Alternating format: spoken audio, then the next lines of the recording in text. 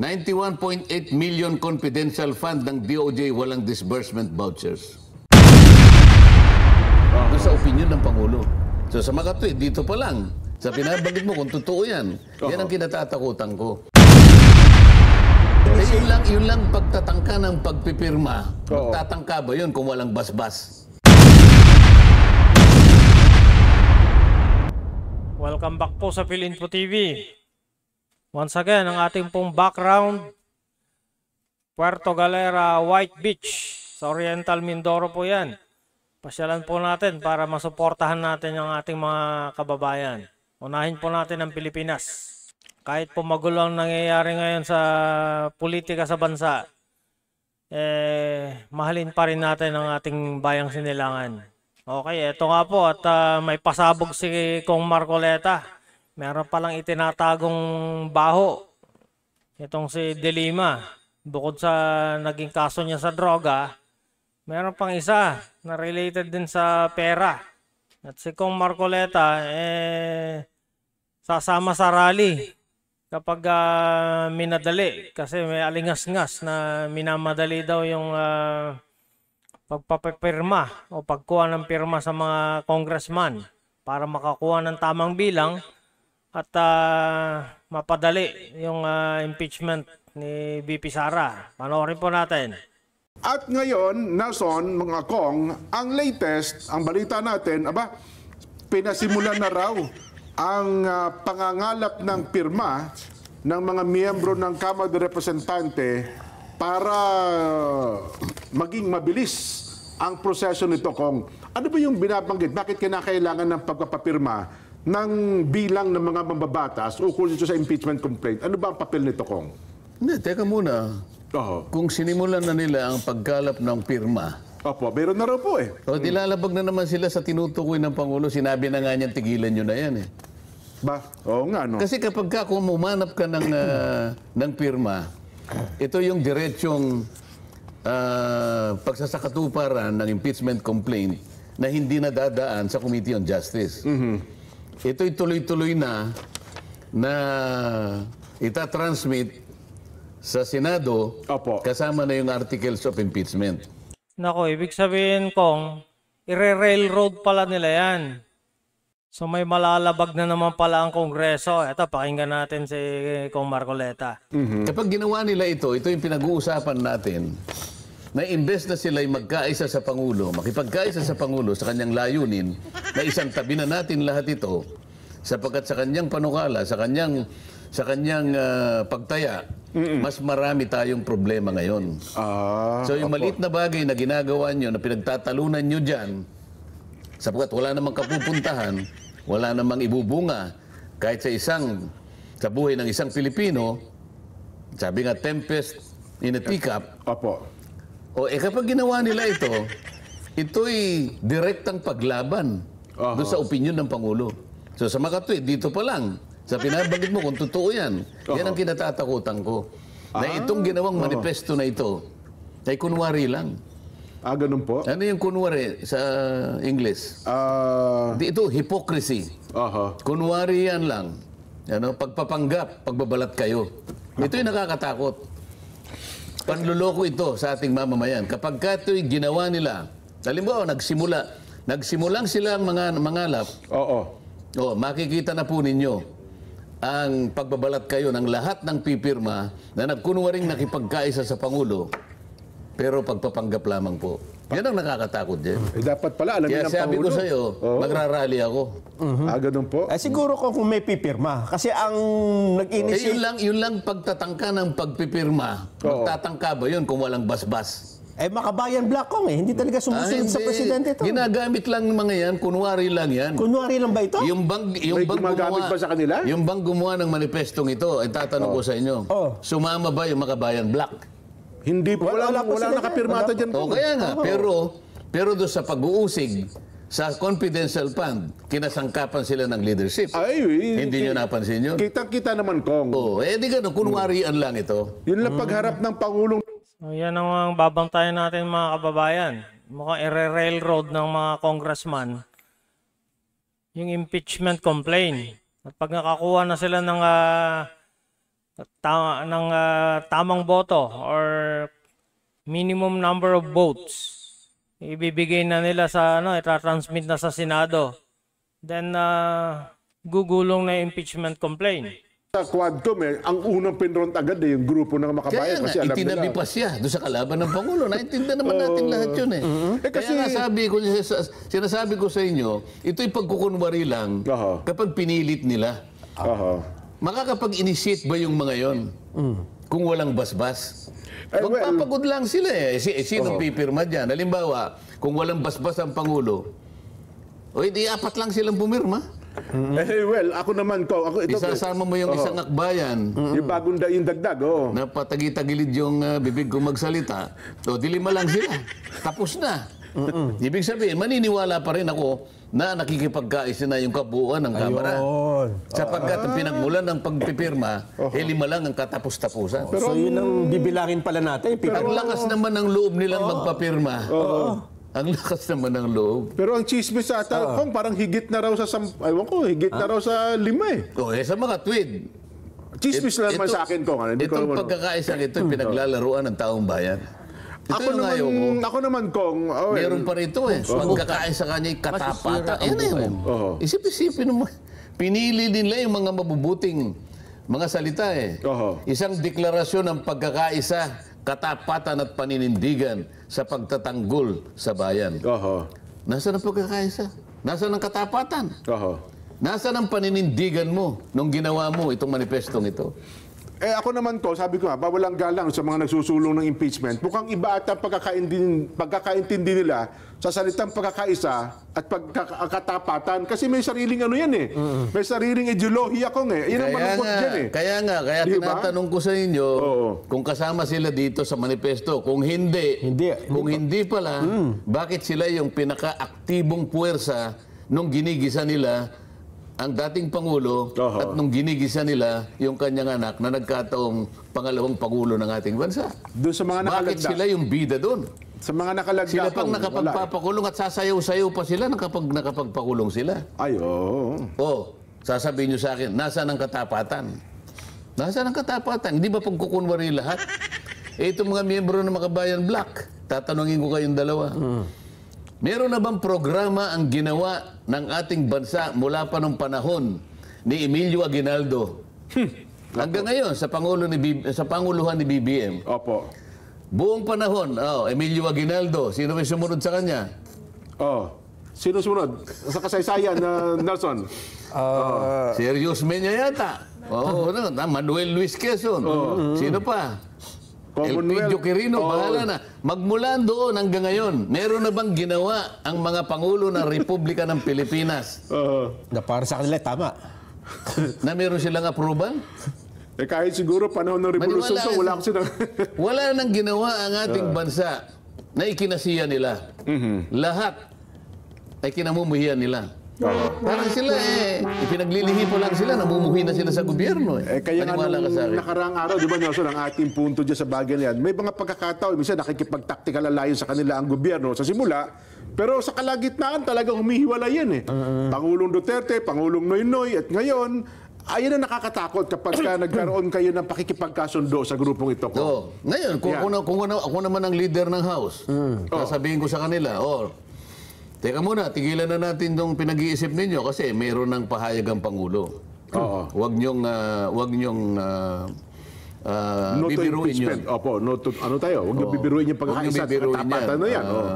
Galing na sa Pangulo yan. Oo. Kahit sa anong forma pa ng komunikasyon, ginamit yan. Kaya text message yan. Kaya pinadaan niya sa email. Opo. Kaya gumamit siya ng sign language. Pangulo ang pinagmulan yan. Kaya, itigil na yung iniisip ninyong pagpapapirma na yan. Malalagay tayo sa alanganin. Gumawa na tayong manifesto na nakikipagkaisa tayo sa kanya. Panatilihan natin yon, panindigan natin yon, sapagkat yun ang ating ipinirma rito. Opo. Nakapirma tayong lahat. Maliban na lang kung yung pirma natin ay puro peke. Yan. Sige. Sana nandito yung isa sa kanila para sana maganda yung usapan Eto pa, bago ko. Kung mukhang lumalabas yata, hindi na pinapakinggan ng leader. Baka hindi na siya ang leader. Yun ang si Tambalusta ang leader natin, ang presidente. Ha? Oo. Kasi Pero di ba? palagi ko walang pupunta rito eh. Si Pangulong Duterte gusto niya pumunta rito. Ayos Dito, sana. dito siya upo eh. Ay, inaabangan na namin yun, Ikaw, Kong. di niya ka dito. Okay, dito ka para... Hindi, Kong, dyan na kayo dito sa dalawa mo, kami sa likod lang Hindi, muna ako kami. gusto ko siya dito eh. Kahit nandun na lang ako, di na ako nakikita, okay lang ako eh. Basta kayong tatlo eh, talagang... Ang dami na nag-aabang dyan, Kong, mula nung sabihin nyo, ha? Sabi niya, Jen, kailan ba yan? Kailan ba yan? Binibiro ko ba kayo? Ayun na nga po, Gusto Kong. nga niya, inaano ko lang eh. Pinipigil nyo lang. Kasi hindi nakahanda yung mga director na ito eh. Ay, hindi, ready na. Alam Sabi ko, mag-ready muna kayo kasi hindi naman basta-basta naman yung uupo dyan. Akala naman nyo eh. Akala nyo pangkaraniwang biyernes lang yun. Nako, eh, tsak At po saka yan. ang gusto niya kasi lunes. Ay, pwede Hindi ho. Biyernes. Kahit po lunes, Kong. Oho. Hindi, parang ang gusto niya Sabado. Eh, sabi ko, wala tayong... Mali pa Sabado Pwede ba Linggo? tayong mag-program Huwag sa Sabado Sabado? Linggo, Kong. Wala tayo nun eh. Oo Wala nga. tayo nun. no? Hindi tayo. Baka sakali naman pwede nating pagbigyan eh. Record natin, Kong. Pwede naman. Hindi, ayaw niya na record. Gusto niya live, ano? Gusto nun live eh. Hindi. Pag-usapan natin kung yung I-air lunes natin sa ibang channel. Huwag sa ibang channel. Dito tayo. Ano ba yung bago mo sasabi? Yung bago, oh. Ikaw, huwag kumapit kayo. Baka, uminom muna kayo ng tubig kasi ito ay baka uminit ulo nyo. Kasi di ba kahapon, ang sabi nyo ay, bakit hindi niyo pa imbestigahan din yung ibang mga alias, di ba? Oo. Alias ni Mga Mondeguer, Joma ano? Sison. Oo. Alias ni kung sino-sino. Ha? Si Piatos. Kung mukhang narinig ang panawagan ninyo ng House Committee on Good Government. Oh. Kaya lang, eto sinabi ko, baka uminit ulo ninyo, ha? Oh. Mukhang pinapainit nga ang ulo ninyo dahil ang kanilang gusto ay i-verify ng Philippine Statistics Authority. Biro mo kung gaano karaming pangalan dito, ha? Gano'ng karami? 677 na mga pangalan. Oo nga, kahit 10 milyon pa na pangalan yan. Ang pinag-uusapan natin, mga ginamit yan na asset ng ating pamahalaan. Ayun nga kung, alam mo ba, Aliases. ito yung mga tumanggap ng confidential funds, di ba? Ipinabe-verify sa PSA ng komite. Oo, di mahihirapan yan sapagkat hindi naman totoong tao yung mga pangalan nila. Sinabi Kung mukhang mga bangag na yung nasa kongreso natin eh. Wala nang magawa sa buhay. na nga natin, nom de guerre, aliases. Hindi ba? Oo. Ba't kailangan pa i-verify ko? Yun na nga yung yun na nga yung pala isipan sa akin eh. Oo. Kung talagang sila ginagamit nila yung kanilang mga sentido komon, halimbawa. Kasi nga mukhang hindi nila alam na nom de guerre yun eh. So doon sila nang gagaling. Baka meron silang motibo, Kong, na parang ipakita sa publiko na, ayan, no? Mga peke yung pangalan, no? Ganun nga, pinag-aalab nila yung kaisipan ng ating mga kababayan. Ba, oo nga no. Hindi naman po pwedeng mangyari yan ganyan. Ang mga resibong ganyang karami, ilan? Mga 700? 677. Oh, 677. Gawin na po nating 600 million. Pero ang prinsipyo po, ang pinag-uusapan natin dito, yung mga taong yan, kinasangkapan po ng ating pamahalaan sa iba't ibang kaparaanan, sa iba't ibang gawain, pagkalap po ng impormasyon para po maproteksyonan ang ating bansa. Kaya po confidential and intelligence funds. Yung intelligence funds po para sa mga pulis at sa army, may kinalaman po sa pagsasanggalang sa ating kalayaan, sa ating kapayapaan, sa ating seguridad. Internal, yung domestic, yung civil government, yan naman po yung confidential fund.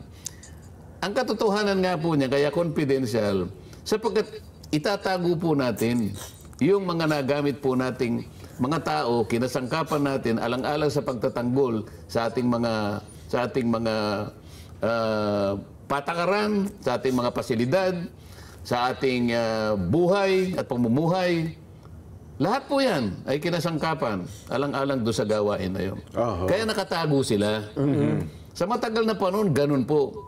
Ngayon, kung pipilitin po na i-identify po yun, ang ibig lamang sabihin, either hindi po nila naintindihan ang pinag-uusapan.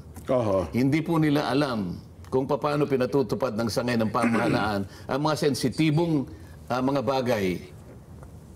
Wala na po akong masasabi sa kanila. Ang hirap talaga kung yung mga matatalino nga yung mga congressman natin, alam natin yan, matatalino.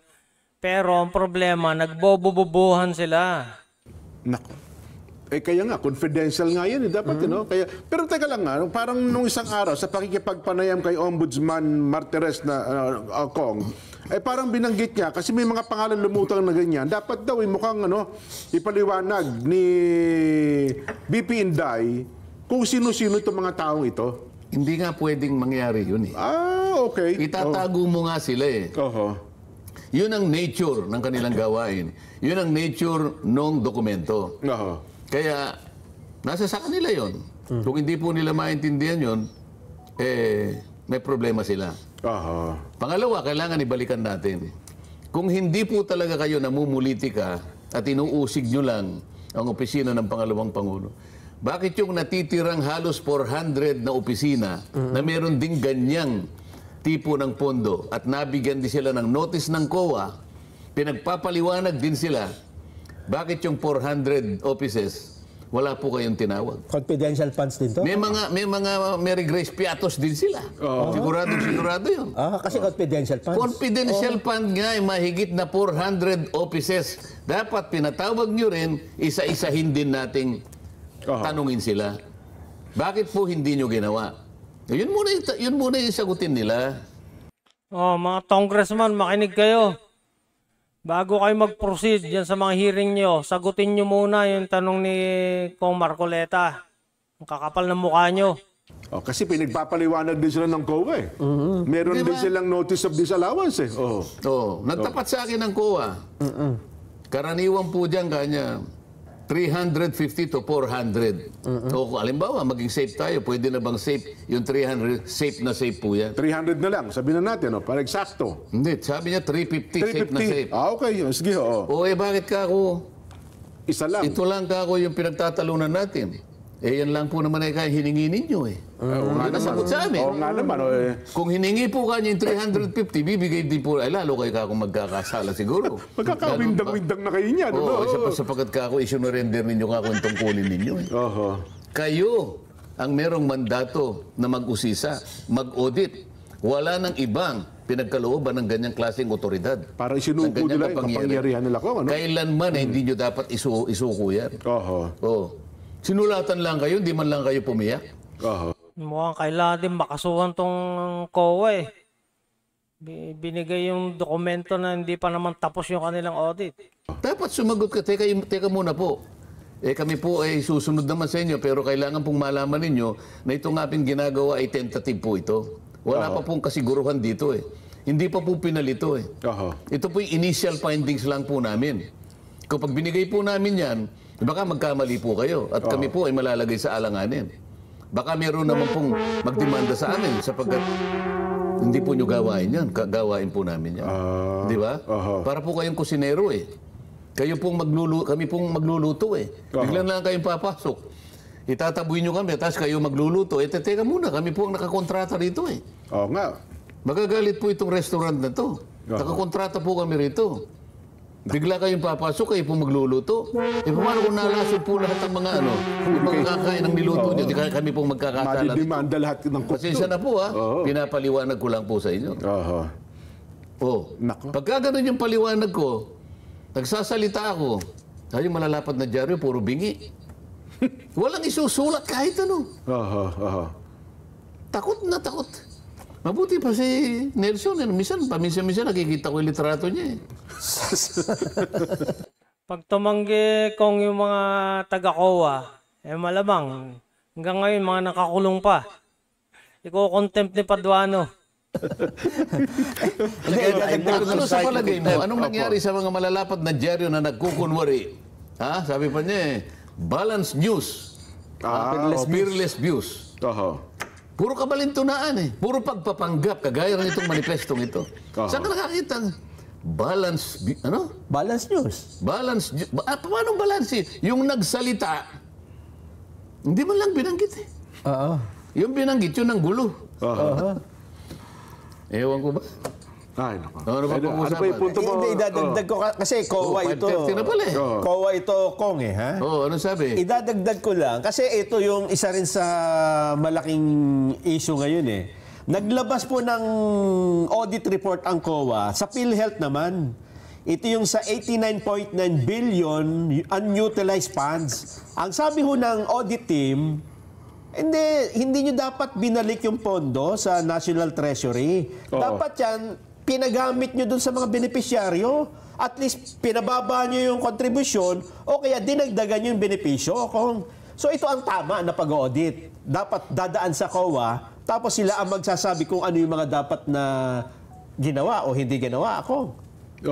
So dapat nga, ganun ang ginawa ng COA, di ba? Oo, dito. So, bakit dyan sa PhilHealth? Sa PhilHealth meron At alam ko doon sa tanggapan din ng pangalawang Pangulo, meron silang, may mga notices din sa kanila na nasagot naman ng tanggapan ng Pangalawang. Hindi ko alam kung ano yung top. Meron din lumabas sa mga pahayagan tsaka sa mga news.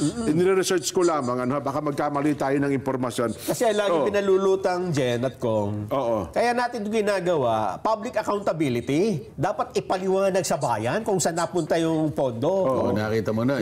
Yan pa lang, nanggigigil ka na eh. Ayun nga po. Pero ito yung nakakapanggigil. Paano? Ito hindi nyo na alam. Si dating senador at DOJ Secretary Laila De Lima, nung hindi pa siya senador, naging Justice Secretary siya. Ay naman, Hanggang 2015, di ba?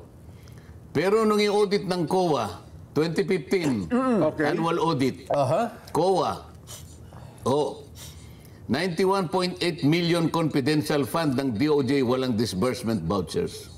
Paano hong pinidilima yan? 2015, 2015. annual audit. Annual audit report. COA na yan, Kong. COA.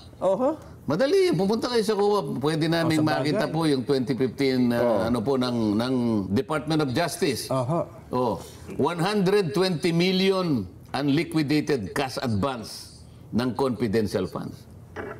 Unliquidated pa to. Samantalang iba, may pirma nga, may piatos nga lang sapagkat kino-cover. Pero ito wala eh. Walang resibo. Walang resibo, yun ang mas mabigat. Pero 120 million yung walang resibo, cash advance eh. Cash advance. Nako, lagot ka, De Lima. Pa-file ka pa dyan ng impeachment complaint. Ikaw naman pala tong 120 million unliquidated. Walang resibo yan. Out ng COA na may problema kasi unliquidated cash advance. 120 million. Yun naman confidential funds na walang disbursement vouchers, 91.8 million. Ano sasabihin mo dyan? Selective eh. So ang gusto lamang nilang suriin, gusto lang nilang puntiryahin, yung gusto nilang sirain. Yung 400 other offices, libre na. Paano ka makakagawa ng isang panukalang batas na akala mo yun nga ang kanilang tinutuntun?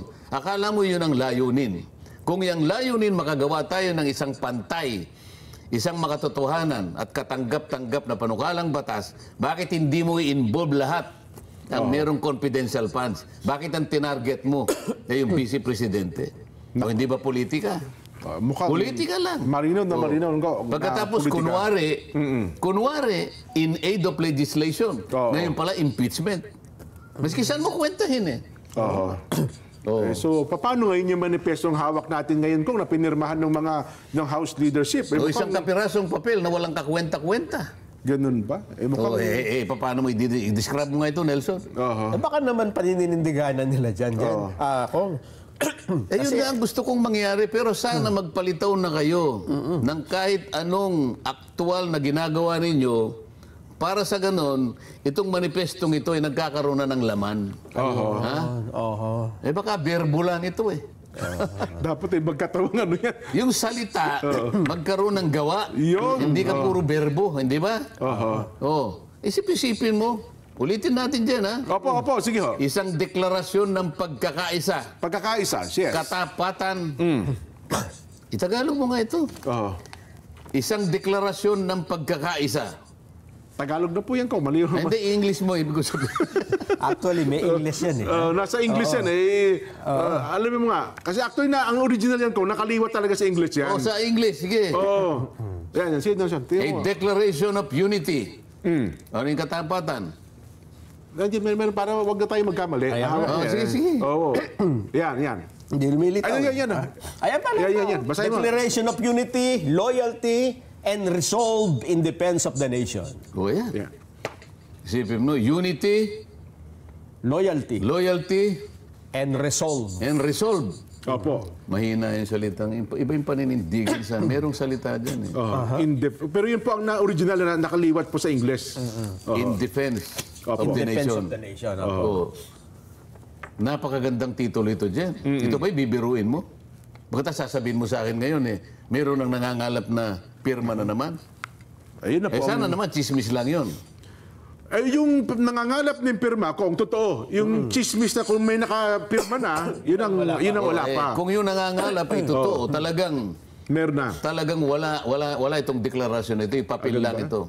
So mapipilitan kayo mag-rally niyan, Kong. Mapipilitan akong mag-rally nito. Ay, saan ba kayo magrarally? Kung Kasi doon kami pupunta. sa totoo lang, Opo. dapat sana nung magsalita ang Pangulo sa magitan ng paghahayag ng isang opinyon, yun sana yung sentro Ayun ng nga. manifesto. Dapat. Yun ang inaasahan ko eh. Oho. O iniisang talata, wala man lang binanggit tungkol sa pahayag ng Pangulo eh. Kaya nga palagi ko sinasabi sa inyo, nung una tayong nagtalo dito eh. Opo. Binigyan natin ng emphasis ito eh. Di ba sinabi ko sa iyo, Jen, kung naaalala mo, ikaw muna ang magkunwaring speaker. Opo. Itag ko na, naalala ko po. Naalala ko po yun. Eh, pinipilit mong ibaling na doon. Sabi ko, teka muna, walang kakwenta-kwenta yan. Tayo muna ang mag-usap tungkol sa kahalagahan nung pagpapahayag na yun ng Pangulo. Binanggit nga lang niya bilang isang opinyon. Opo. Ngayon, kung ikaw ang speaker, ako naman PCP-BBM, hindi ba nag-uusap tayo? Oho. Martin, kako sa'yo. Insan, opo. Di ba magpinsang buo tayo? Yes po, oho. Naalala mo yun? Totoo. Narinig mo ba yung pagpapahayag ko ng aking opinyon? Ay, opo, Mr. President. Sa palagay mo ba, yun ay dapat ipagkibit-balikat mo lang bilang Speaker ng House of Representatives? Hindi po. May titindigan ko po yan. Susuportahan ko po kayo. Yun naman ang inaasahan ko sa iyo. Hindi lamang dahil sa tayo ay magpinsang buo.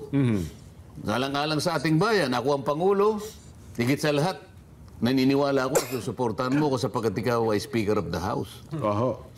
Wala pa akong aasahan sa iyo, kahit gaanong pananalita lamang, para mag-react ka sa sinabi ko, sapagkat ito ay isang bagay na hindi ko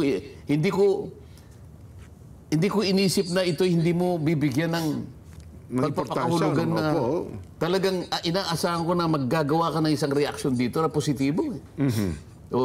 Yun ang hindi mo nasagot nung nag-uusap tayo. Kasi Sa pagdaan naman ng mga araw, palagay ko may sagot ka na ngayon. Ano yung sasagot mo? Titindigan ko po yan, mahal na Pangulo. Gagawin ko po lahat ng kaparaanan bilang Speaker. Ang ginawa mo lang ay gumawa ka ng manifesto pero yung aking opinion eh hindi ko makita rito eh. Hindi ko po Akala ko ba titindigan mo? Hindi ko po makontrol yung makabayan eh. May sariling mundo ho sila eh. yun ang problema ko ngayon, Kong. Di ba? Sa makatwid. Mas matimbang sa iyo yung Makabayan Group kaysa yung ating magiging magpinsan. Panig po ako sa inyo, pero hindi ko mapigil itong mga ito eh. Kung ganun isasagot mo, si Nelson na lang ang pinsang buo ko. Baka gusto niyo ako nang gawing speaker. Yun nga sana gusto ko mangyari. May ililipat ko nga lang ngayon eh. Ililipat ko na eh. Kaya natin pinagtatalunan ito, mga kababayan. Sana'y mapansin po ninyo kung ano po yung emphasis na gusto namin pong iparating sa inyo. Na kapag tayo po ay gumawa ng isang dokumentong katulad dito, ito'y deklarasyon po ito eh. Ang ibig sabihin nito, mahalagang pinag-isang pagpapahayag ng kabuuan ng House of Representatives. Ang mga pumirma rito, Jen. Nasa bandang dulo po, Kong. Opo, nasa bandang dulo. Mga pinagtitiwalaang opisyalis. Opo. Bumubuo ng leadership ng House of Representatives. Mga representante ng malalaking Pagka partido po ang politikan. isang institusyon ay gumawa ng ganitong pagpapahayag, isang deklarasyon, kalakip po ang puso eh. Kalakip ang puso. Hindi po dapat ito'y biruin. Kailangan pong patunayan ito. Sapagkat kapag hindi nyo napatunayan, ang taong bayan naghihintay. Matalino na po ang taong bayan ngayon. Madali po silang makahalata kung sila po ay binobola. Ambistado na namin sila, Kong. Alam na namin ang pinaggagawa nila dyan. Impeachment talagang target nila magmula nung una pa. Ano pa yung ibang salita sa binobola? Niloloko. Yung mas matindi pa ron. Inuuto. Madali. Minamaris. Minamadali para inuuto yung Madali tao. po. Eh. Madali pong makahalata ngayon ang taong bayan. Siguro dahil na rin sa social media. Opo. Dakip na po nila yung ano. Ako nakikita ko dahil nga siguro sa tulong ng social media, nakukuha na nila yung ibang ano. Hindi kagaya noon na puro dyaryo lang. May mga dyaryo naman, nagiging pipit, bingi. Lalong-lalo na kung sila po ay, alam mo na, natatakpan ng kung ano ng mga papel na mahalagang papel. Hindi ba? White envelope. Oo, yan. Sabi nila. Madali po ninyong malalaman kung kayo po'y pinaglululoko na. Ayan. At kayo po'y inuuto at idinuduyan po ng ganitong mga pakulo. Pero salamat po sa inyo. Manatili po kayong vigilant. Sabi ni At kung sakasakali po na hindi nila paninindigan ito, samahan niyo po ako. Mag-rally po tayo. Sabi ni Ka Norbing, binibilog po ang ulo. Yan. Yan, di ba? Kita mo si Ka Norbing, alam na alam eh. Mabuti nga ako at ngayon nangyaring naging presidente si PBBM. Paano kung naging presidente siya nang wala pang social media, na wala pang magandang internet connection sa Pilipinas? Eh sino pa makakaalam na nagbenta na pala ng tone-toneladang ginto? Wala na. Napakasakit nung gagawin mo sa tao yun. Opo. Isip-isipin mo pagka, alam ito, mag-i-election na naman eh. Nako. Gagawa ka ng deklarasyon na hindi mo kayang panagutan. Ha? Hindi pa nga natatapos yung 20 pesos na bigas. Eto, iba na namang pangako. Magkukunwari ka at magtatago ka sa salitang pagkakaisa, katapatan at paninindigan. Pagkatapos pangiti-ngiti ka, tatalikod ka. Kunwari lang po ito. Nako, wag naman sana. Ano, di ba? O hindi ba binibilog mo yung ulo Bangag. ng tao? Kaya nung kami ni Nelson Kong, sabi namin kung, di ba, ang ating binabanggit nga, Nelson, na para nananawagan para sa pagkakaisa ng ating bayan para magkasundo-sundo, magrarally. Abay, nung ibang grupo ko, parang minasama pa eh. Ba't pa niya kayo magrarally? Tumigil na lang kayo, dinala kayo sa loob ng bayan. Masama pang sabihin namin sa taong bayan na, uy, masyado nyo na kaming ginigipit, mamamayang Pilipino rin kami. Di ba? Anong... Sino nagsabi na sa bahay na lang tayo? Meron ibang mga, alam nyo naman, mga vloggers kong na panig doon sa kabilang panig, na para bagang ayaw nilang makita na may mga taong tumitindig para po magkasundo ang ating bayan, hindi nila maipasok sa puso nila yung ganung bagay. Sa bahay na lang kayo, sabi niya. Sabi, huwag na kayo mag-rally, sa bahay na lang kayo. Takot na takot yung mga yan. Ganun mo ba yung takot na takot? Ganun lang yun. Isipin mo, kanina pa natin binabanggit ito, Jeff. Oo. Babalik ako doon. Tandaan ninyo ang Pangulo ng Pilipinas nagpahayag sa pamamagitan ng opinyon. Ako ang Speaker ng House of Representatives. Alam mo una kong gagawin? Tatawagin ko yung chairman ng Quadcom. Chairman Barbers. Kong Ace, itigil mo na yung Quadcom. Yes, sir. Okay. Tapos, pagkatapos ng 1 minuto, tatawag ko sa isa. Kay Joel Chua. Joel Chua. Good government. Kong Joel, itigil mo na yung good government. Opo. Alang-alang sa pahayag ng ating Pangulo. Siyempre sasagot yun. Yes, sir. Di tapos. Kaya lang kung parang the opposite yung nangyari. Ang nangyari, pagkatapos magpahayag ni PBBM, nag-organize ng meeting sa Malacanang. Hindi ko alam kung sino nagpatawag. Baka naman itong si Tambalusta yung nagpatawag. Dinala yung mga congressman doon at mukhang kinumprontan nila si BBM para sabihin na mali yung sinabi mo na hindi dapat ituloy yung impeachment. Mukhang ganun yung nangyari. Babalikan kita ngayon. Pinakita mo ngayon. Sabi ko, talaga palang tayong dalawa ay magpinsan pala. Hindi lang speaker. Talagang hindi mo pala ako ilulugso. Ayaw naman. Ngayon ay lalong tatatag ang ating pagiging magpinsan. Napatunayan ko kasi na salita ko lang. Ay talagang tumindig ka na. Pinuri ko ang ng totoo batas. yan kahit hindi ka pa gumawa ng manifesto, ngayon pa'y naniniwala na ako sa'yo. Yun ang ibig ko sabihin. Kinakailangan magpahayag na kayo. Gumawa kayo ng aksyon na maiintindihan ng tao na yung katapatan at paninindigan at pagkakaisa ay totoo. Hindi papel. Hindi salita. Walang kakwenta-kwenta yung ginagawa nyo eh. O ba't di kayo tumigil? Wala palang kakwenta-kwenta. Ano pang gusto nyo? Mukhang tama kayo, Kong. Kasi May oras pa ba tayo? Meron pa po, tuloy pa tayo. Okay, hanggang dyan lang ho muna. So lumalabas, etong si Dilima pala, merong unliquidated cash advances na 120 million. At meron pang 90-something million. So, more than 200 million ang hindi niya na-liquidate. May tinatago rin palang korupsyon. Bukod sa droga, itong si Dilima. At nakahanda rin palang mag-rally, sumama sa rally itong si Kong Marcoleta. Kapag talagang ni-railroad o minadali nila yung impeachment complaint. Ibig sabihin, hindi na maghihiring sa House of Representatives, ididiretso na nila doon sa Senado. Railroad ang tawag dyan. So, tingnan po natin kung paano magiging development ng mga bagay na ito. Itong impeachment complaint.